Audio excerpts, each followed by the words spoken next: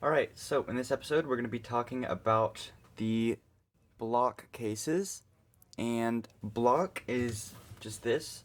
Um, it's pretty easy to recognize. It's just like the equivalent of four, like a four move, because it's got two edges and a corner, and they just make a big block like this.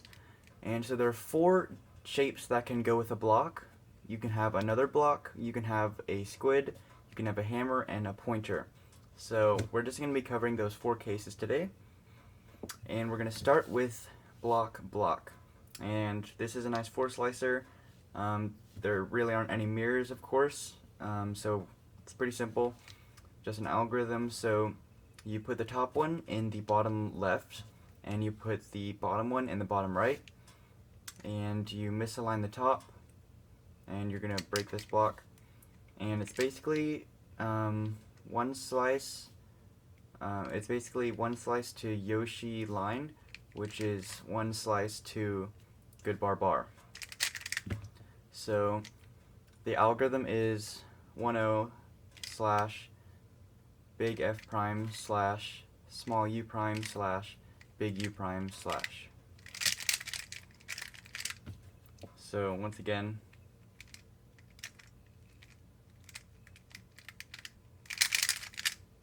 so the next case we're going to talk about is Squid block, and it's the second of the four block cases, and it's really nice. It's another four slicer, and it's kind of special because it's COU optimal. So that means that you can solve it optimally by just doing corner orientation and then edge orientation. But specifically, you have to make sure to set it up to M2, and if you do COU in a different way, then you'll get LL, which will make your solution two slices suboptimal. So basically, I'm just going to show you how to always force M2, and it's actually quite simple. Basically, all you need to do is solve CO in two slices, and make sure you break the block. So as you can see, this would break the block, and we're just going to solve CO, and then we'll get M2. But if we were to preserve this block like this, then we would get LL. This works from any angle, so if you did it back here, it's a bit harder to tell, but this would preserve the block, which means it would not work. We would get LL. But if we held it like this, then the block would be broken, which is good, so we would get M2. And that's how you get a four slicer.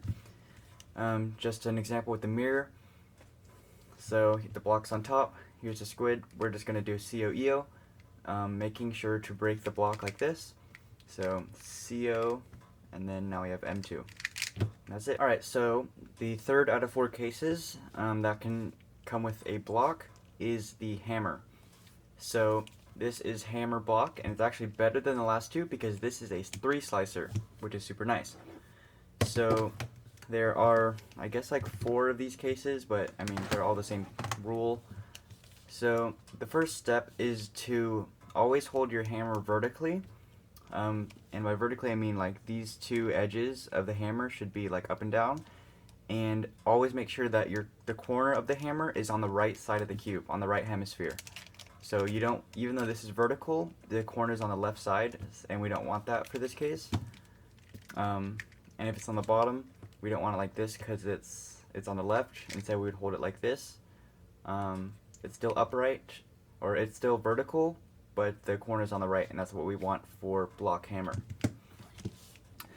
So what you do for hammer block is, once you put it in this position, you're going to find the isolated edge of the hammer, which is right here, and you look at its location. Its location is the bottom.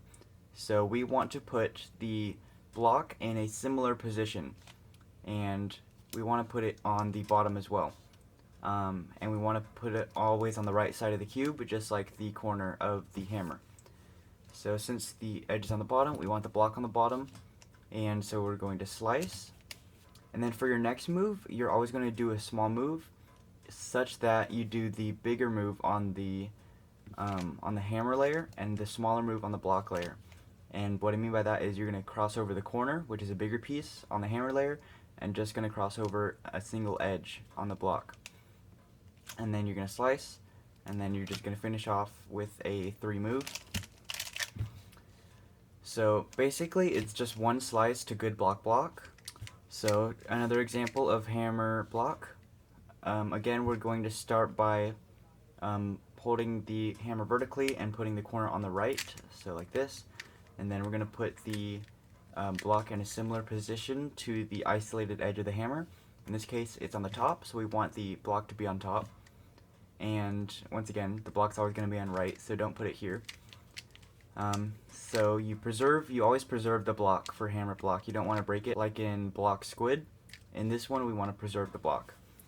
So we're going to slice here, and then once again, we're going to do our small move so that we go over a corner on the hammer layer and go over an edge on the block layer, and then slice, and then do a 3 move in the opposite direction as that small move that we just did. So once again, slice into good bar. 2 more quick examples. We're going to hold the hammer vertically with the corner right. Edge is down here, so we want the block down here. Preserve the block, slice, small move, go over the edge, go over the corner, slice, and then finish off with 1 slice OBL. Sometimes it's going to be awkward canceling into black on top or white on top, whatever your top color is, but that's just how OBL is to make it simpler. That's how I do it, at least. And then finally, this last case, we don't want to hold it like this because the corner is on the left, so we want to put it down here. And since our separated edge is on top, we want to put this on top. So we slice, small move, move over the edge, move over the corner, slice, and then 1 slice. Alright, now the last case that we're going to talk about with block is pointer block. So this is pointer. It looks pretty similar to hammer, except instead of having 2 opposite edges like this, it has 2 adjacent edges and a corner. So you hold this pretty similarly to hammer block, which is quite convenient because they look similar.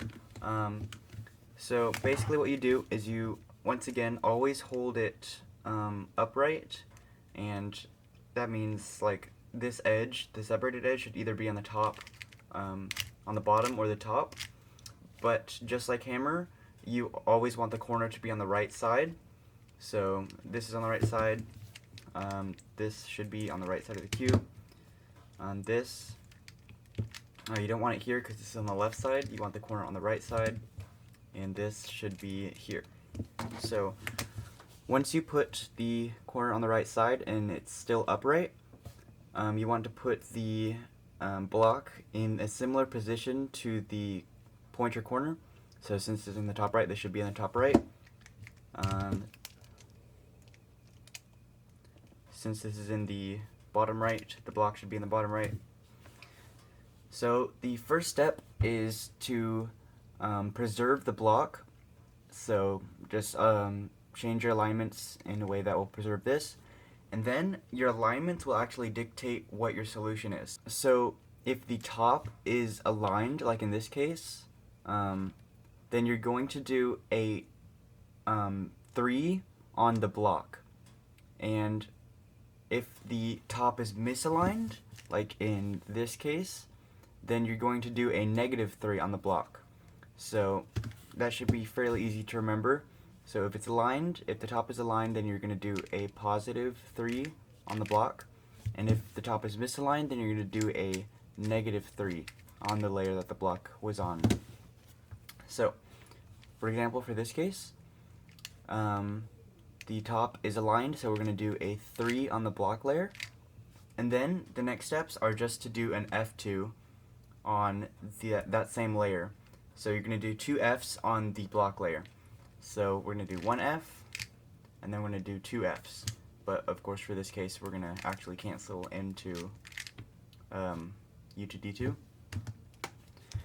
And for this case, we would put this upright and with the corner on the right, similar position, preserve the block. Now the top is aligned, so we're going to do a +3 on the block layer, and then we're going to do an F2 on the block layer.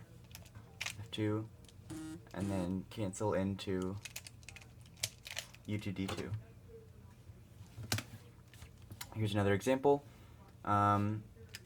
Preserve the block, put this here, similar positions. Since the top is misaligned now, we're going to do a -3 on the block layer after our first slice. Slice, -3, then once again just do an F2 on the block layer. F, F. And finally, our last example. This is on the right, similar positions, preserve the block, slice, and since the top is misaligned, we're going to do a -3 on the block layer. Then we're going to do an F2 on the block layer. So F, and then we would do an F but cancel into U to D2. And that's it. Really nice 4-slicer.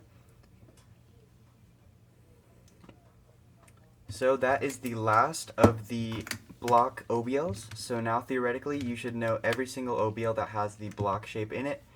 Let me know if you guys have any questions about my solutions. Yeah. So I'll see you guys in the next one.